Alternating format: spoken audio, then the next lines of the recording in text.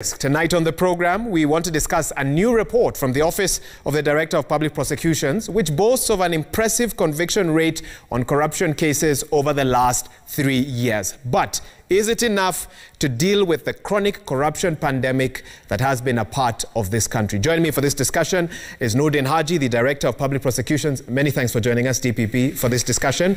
And I want to immediately refer to that report. The conviction rate is impressive, many have said, but for those who've not read the report, in a nutshell, how many elected officials that were alleged to be involved in the blatant theft of public resources and unethical practices were successfully prosecuted during the 3-year period? Let's start there. Well, there's been a number of them. Of course, most notable this year was Waluki himself, who was the Member of Parliament, I think from Western region. We've had a number of officials that have been successfully convicted from the former City Council, Nairobi City Council, and a number of others who are probably not, and I must confess, not big fish, but medium-sized fish probably. That's what I can say from the public sector. So we've had a number of them, and we would have had even more this year were it not for the COVID that came in, and a lot of disruption occurred in the judiciary and on our side also, basically pushing a lot of cases forward. This has had a very, very negative impact on us because we had really prepared and we had really committed ourselves last year to deliver a number of convictions this year. So a number of the cases that we had expected to complete will probably be completed in December and some in January, because we had almost a 3-month hiatus during the COVID period where we couldn't do much. We were not sure of how to go about this. We had to put quite a lot of infrastructure, especially digital and electronic, for us to be able to have sessions that are not necessarily a risk to the people who were doing, either the prosecutions or hearing the cases or having, investigative officers there, and even the defense itself. And if I'm getting you right, are you saying that because of COVID-19, it slowed down what? The cases in court? The cases in court, yes. And also your call to then ask for someone to be arrested, has it also slowed down that process? Well, would there have been more arrests, hypothetically, if there wasn't COVID? There was a period, yes, we would have seen much more arrests coming in. But because of the COVID, we could not effect some of them. In essence, we didn't have space to put people in. We had to deal with enforcing the COVID rules also in the cells, in the police cells. We were actually overwhelmed. And this took a toll on the whole criminal justice system. And that's why we had a number of meetings under the NCAJ with the Chief Justice to come up as a team and work on how best we could decongest the prisons, first of all, because we had a huge number and we could decongest almost 30,000 individuals in remand who were with the correctional services. We had no space to put more people. So we had to give them bail or bond, and some of them we had to lower them so that we could allow them to be able to pay. Some of them we entered into what we call diversion, some into plea bargaining agreements, and some we allowed them to go on free bond and to keep the peace, and what we call also the P52, where they would be reporting to the police, so that we could have enough space then to bring those people either who were not observing the COVID rules that were established, or eventually also deal with cases of corruption cases and others. Yeah. DPP, I want to take you back to that report, which looks at 3 years of the fight against corruption. And political interference is said to have been a very big issue in the Kenyan justice system. Over those 3 years, how much of it have you experienced? To be frank, I have not experienced any. Not from the DPP and not from where I've been sitting. You have not received a single phone call from or anybody, a single message to go slow on a matter or to fast track another? No, I think a lot of people find me very difficult and maybe not too approachable. But I've not had any of that from my end. What about your staff? I mean, if if I'm the one, if you look at it from the Constitution, this office is very different because everything stops, the buck stops with me, especially when it comes to high-profile corruption cases. No one can make the decision apart from me. Okay, no one can make the decision apart from you. I find that hard to believe, but you stay here very clearly. No interference whatsoever. Yep. Talking about your style over the last couple of years, there's a saying about justice not being done unless it has been seen to be done. And some Kenyans, for them, that is what they want to see. They want to see arrests of big fish. They want to see sort of the Friday kind of drama that we have seen in recent days. And some of them now feel that you've either slowed down or you're approaching a halt. What is the status of the war on corruption tonight, DPP? We're still on course. Nobody said that it's going to be easy. It's not something that's going to be, we're going to win overnight. It will take time. I think we've put our best foot forward and we've tried our best. And if you look at the way we set ourselves, and if you look at some of the interviews that I even did here, we did make it very clear that this year we were concentrating on prosecuting, the cases in court and delivering convictions for Kenya. But as I said, some people might say it's an excuse, but the COVID did really derail us and delay us in delivering that. That said, we're still doing our best. We've put a lot of processes in place. We've modernized our processes within the DPP, and that's in the report, and we've explained how. We've digitized a lot of our processes, and now we are back on course. And I can assure Kenyans that they will see results. We just need to be patient, but they also need to understand that there's a lot happening behind the scene. A lot of sabotage, a lot of interference in terms of the witnesses that we have in court, a lot of delays that are occasioned by the defense counsels who want to, make a number of applications to delay the cases in court. And as I've said and I've pointed out, it is good that the Supreme Court has come out very clearly that such tactics will not be entertained any longer. And that if any defense counsel wants to make any applications to delay, the cases in court will have to continue, and whatever applications they want to make will be had independently without interfering. So we've put quite a bit. We've trained new prosecutors. We've formed teams that are dealing with the cases in court. We've been able to get equipments to allow us to be able to make disclosures in time. And you can ask, and you can monitor, and you can audit this report. Actually, this is not a self-appraisal. This is a report that we are tabling to Parliament and to His Excellency the President, and these are the people who will appraise us, whether we've done what we're saying we've done. And the public, the Kenyan public too, it is open, it is in our Twitter handle, and the documents are public. DPP, I hear you loud and clear, but then some would then question the rationale. And let me use an example of a case that's in court, and I won't go into specifics on it. No problem. But as the prosecution, you presented 69 witnesses. And the first thing that many would ask this evening is, which case is that? Again, I'm not going to go into specifics lest I'm accused of it. But you have to at least say which one. Of a former governor. Which former governor? Kiambu County. Yes. Yes. When will 69 witnesses finalize their testimony, DPP, be cross-examined, and that case be concluded? Was it necessary? Does that not slow down the... Of course. Give us the rationale. Of course it is necessary. If they do not want to cooperate and become witnesses, and they were part of the crime, then we have to prosecute them. Okay? And if, first of all, if they are willing then to give evidence, and that evidence is important for us, and we can't leave them out, because if you leave out, you see here, it's not about a balance of probability. For us, we have to prove it beyond reasonable doubt. And how do you do that? By skipping out or leaving out a number of witnesses, or not charging a few other people here and there, unless they're willing to cooperate and say, I will enter into a plea bargaining and give the evidence to say, yes, this happened, but it happened this way, and it was because of so and so.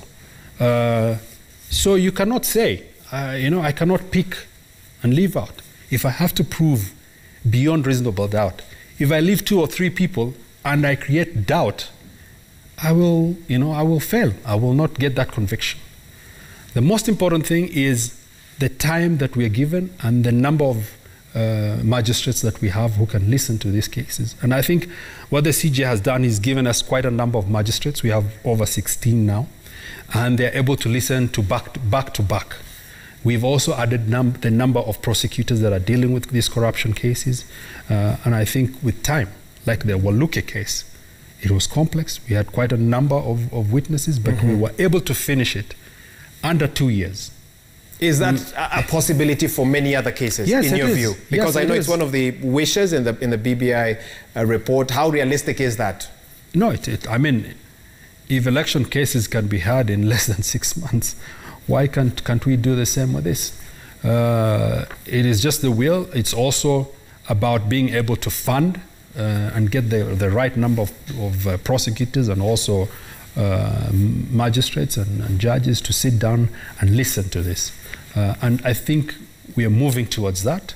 And sooner or later, you will see the changes and you will see the progress that we have made. DPP, one of the things mentioned in your report is greater collaboration to take the war on corruption forward. And we've seen greater collaboration between your office, for example, and the EACC. But again, I would ask you tonight, how would you describe your collaboration and your relationship with the DCI? How would you describe it? It's good. But like any other human, we have differences in terms of opinions and in terms of interpretation maybe. But that has not stalled us. Can I be a bit more specific? Yes. At the very beginning, we saw what seemed to be a show of bromance between your office and DCI George Kinoti's, but that we don't get that feeling. We don't see that anymore as we did in the beginning. So could there be deeper issues than... When you say bromance, I mean, there's nothing like that. This is work. There are times when we will be close in terms of looking at the files and the intensity. I've just explained to you that we actually sat down and agreed to slow down with some of the cases that we are coming in. Slow down in the sense that we are given room as prosecutors to be able to prosecute and move some of those cases. And then also, to be frank, we are only, prosecutors are only roughly about 700 prosecutors countrywide. And we have about 7,000 DCI officers. We have another 2,000 EACC officers, and we have to service all the files that are coming to us. So in essence, we had an agreement of how we will be moving forward. It's not about any loss of love. In any case, we are here to work, and that's what we are doing. And that's what we'll continue doing. Could your different engagement with the office, prove a challenge in some cases? And I'll give you an illustration.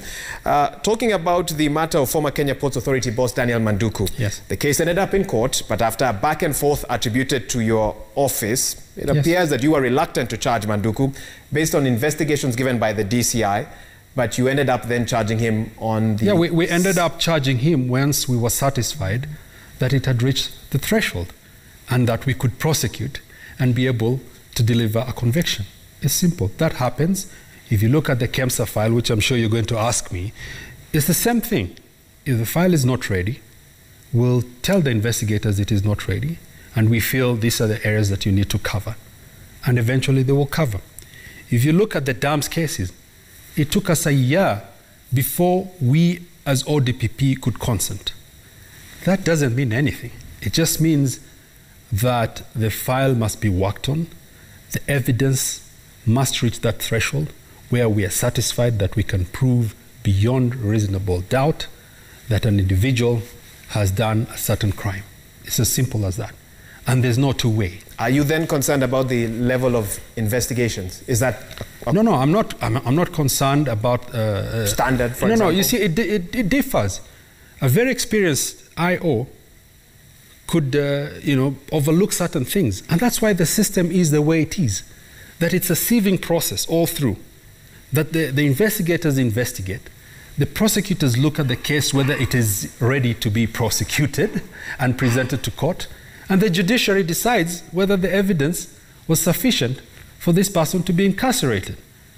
What we are doing here is attempting to take somebody's civil liberties away. We must be very careful on how we do that. It must be based on evidence and not a whim of an individual like me saying that yes, there is some evidence here, we can present it. It's not. Criminal law is very different from civil. It's not about a 50-50 probability. It is 100%. You don't have that, you lose the case. And basically, that's what we are saying as ODPP. And since you brought up the issue of KEMSA, I believe now is the best time to dive into that. I think it was about a month ago or so, you recommended further investigations into the 7.8 billion COVID-19 procurement scandal at KEMSA. You said, and you were quoted as saying you had identified gaps that needed to be covered for effective prosecution. Might you know, or when are you expecting these files back from actually, the ESCC? the file is back with us. We are going through it. We are combing it through with the ESCC to see whether those areas were covered and whether it is sufficient.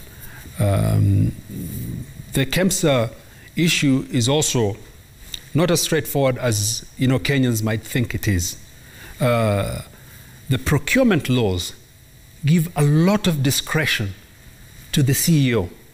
A lot of discretion in the sense that it is an emergency. If it is an emergency, then he can do things and then get retrospective approval. Now, the question is, where do you draw the line? And this is where we have to be very clear whether this individual really breached the procurement laws, whether he was involved in a criminal enterprise, and for that, we need evidence to show that the companies that worked there were not pre-qualified, for example, that they were briefcase companies. We have to go through the financials, what this money is taken out of the country, did this money find in somebody's pocket within KEMSA. These are the things that we are asking, and these are the things that we want to go and be able to prove, not just mere allegations. And unfortunately, some of these tough questions that we are asking as prosecutors is not very popular. But at the end of it, it is what is required. And it is what the Constitution puts the burden of proof to be put before court at very high level, that it must be beyond reasonable doubt. On the same note, and I want to stay with that. Yes, sure. Did you receive the audit report from the Auditor General's office? The last time I think members of the press asked you, you said not yet. No. Because this report spoke about... And I have not received it. Till today? Till today. I think what happened is that they forwarded it to the ESCC, which is the right place to forward it anyway. So now with the file, we will, because with the file they're forwarded, the ESCC have forwarded the file, having considered the Auditor General's report. And let me make it very clear. And this is something maybe the BBI can consider also if we're going to look at the referendum. The auditor's report is not something that I can prosecute, unfortunately. It either has to go to the DCI's office or to the ESCC to be made, to be converted into evidence that can be then prosecuted in court. It will only add value. It will guide us to what to look at and where to look at. And I think ESCC has done that. But you cannot charge on the Auditor General's report? I cannot. Because just like I cannot charge on the Senate report or on Parliament's report. It has to go to the DCI or the ESCC or an investigative body that is recognized by the Constitution. In a nutshell, and I did not see this in the report, but maybe I can give you a chance to this, what would you say have been the biggest challenges of the last 3 years of your job? I think the biggest challenge that we had as ODPP, let me try and simplify it, was like having a military without guns, without bullets, without boots, without food, without uniform, yet we were expected to deliver for Kenya. That's what I found, and we've tried to reduce that and close the gap and give the prosecutors the tools to be able to discharge their duties. Okay. I believe we have a bit of feedback. I want to read that, get a few more answers from you, DPP. Let's take a look at the first one. We have that up. Okay. Wycliffe Gifted is saying the conviction rate given by ODPP report is a good path towards realization of Chapter 6 of the Kenya Constitution 2010. The most important thing, however, is to work coherently with other institutions such as the EACC and the Kenya Judiciary. Okay, that's one tweet. Nudian Kagai says, the war, okay, I almost wondered who that was. The war on corruption will only be successful if it deals with everyone equally, irrespective of political affiliation, because targeting a specific group of individuals will only prove that it is a mere PR stunt meant to settle political scores, rather. All right, and one more at Kunania. Of concern also is the low number of prosecutors in some counties. Consequently, court sessions are delayed as magistrates wait for the prosecutor to move from one court to the other. DPP, maybe you can begin by responding to that last one. Yeah, and I think we've said that in the report. When we met with the president, I requested that we are allowed to employ more prosecutors, and I think he has accepted and asked Treasury to fund us for that. So we'll be, employing more prosecutors. This is a problem that we found, but the president has been very supportive with us. We've increased it over time, and we'll be able to get to the level that is acceptable and is required, so that we can be able to handle a lot of these things more efficiently and effectively. I know this is a question that you've been asked before, but I'll still ask it again because messages still come in on the same, and it's one of the messages that came in there actually. Yeah. One of the issues currently blighting the war on corruption is that for some it seems as a tool to settle political scores, to get people lined up in a particular direction. What do you say to those who feel that EACC, DPP, your office, for example, are being used to settle political scores? It's unfortunate because that seems to be coming from all from the bipartisan, let me say, political spectrum in Kenya. On one side, one time when we prosecuted a number of governors and we decided to charge, we were told that we were derailing Jubilee. On the other side, we had the Tanga group saying we are targeting them. So I'm happy that they're all complaining, because that means we are doing the right thing. We are not doing PR stunts here. We have been very, very impartial in doing this. And if you look at the governors, for example, we've charged from all spectrums across the board. And I have never gotten a phone call from anybody, leave even ever from the president himself, to try and tell me stop. Never. He has never complained. We have been given our free hand, and that's what we've been doing. That having said that, it's also not the ODPP's work to decide what cases are brought to us. It is the investigators who go out there and investigate and present them. EACC has worked very closely with us, so has the DCI, but they independently choose which cases to begin, conclude, and present to us. And we impartially look at them. As long as there is evidence, I'm not going to go and start asking the DCI or the EACC, why have you picked on this case? I will look at them. If it is in the public interest and it has reached the threshold, I will proceed. You will proceed. I know you asked this question the last time you were on a Citizen TV interview, the status of the dam scandal. Yes. At that point, you said it was a long process which involved other jurisdictions and communication, yes, and so forth. Has there been any update? Is there anything, yes, you can tell Kenyans tonight? Yes, I think we've gotten a bit, let me say, a bit of cooperation from the Italians. They forwarded out to us quite a bit of information in terms of how the money is moved from Italy to Kenya to Dubai. We are trying to work with the UAE authorities to see who exactly benefited, whether there were individuals in Kenya, and how these monies found themselves in the UAE, how they were utilized and maybe even transferred. We've seen traces of some of the money here in Kenya, having purchased properties and all that. So we are working. I'll not go into too much details because we are still working on that. But we've moved quite a bit. and I'm happy with the progress. Is there any chance you would be able to alert Kenyans on when they might hear more on this whole KEMSA matter? KEMSA, yes, of course. Is there a timeline you're able to? Yes, there's a timeline between us and the EACC. Probably in the next 2 weeks, we'll be able to tell whether the areas have been covered and whether they're sufficient, whether we have the documents. And what we're insisting on now is that we should be ready once we take somebody to go and take a plea. We are ready to move on, and we have all the documents, and we can, if we are asked by court, we are able to disclose immediately. That's what we are working. We have, as I said, we have the electronic system that is capturing all that, and we will be able to, because now the judiciary also has an e-filing system, to file and show the judiciary that we are ready to move, as soon as they want, immediately. As we wrap this up, Nurdin Haji, any regrets about the last 3 years? As you reflect, that was part of what's in the report?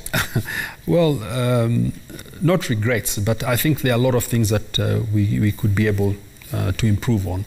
And I think we've also made it clear in the report. But I've not regretted anything. If anything, the convictions is what I know Kenyans are yearning, and I'm also yearning to deliver for them. And this is what we're really working hard as our DPP to deliver for Kenyans. Might we see a change of strategy, because you mentioned few cases going deep into them, and you did mention that in a previous interview that you had here. Yeah. Would you say that strategy has borne fruit? Is that a strategy you would continue to pursue moving forward into 2021? Oh yes, definitely. That is the way to go. We're better off with quality cases that can be delivered and that can have the desired impact, than quantity that doesn't have any quality, and you're embarrassed in court, and you're bound to fail. So we are being very strict on the quality, and we are being very strict on the evidence, because we don't want any embarrassments, and we don't want any failures. We want to make sure that once a case goes to court, we are absolutely sure that we can deliver for Kenyans.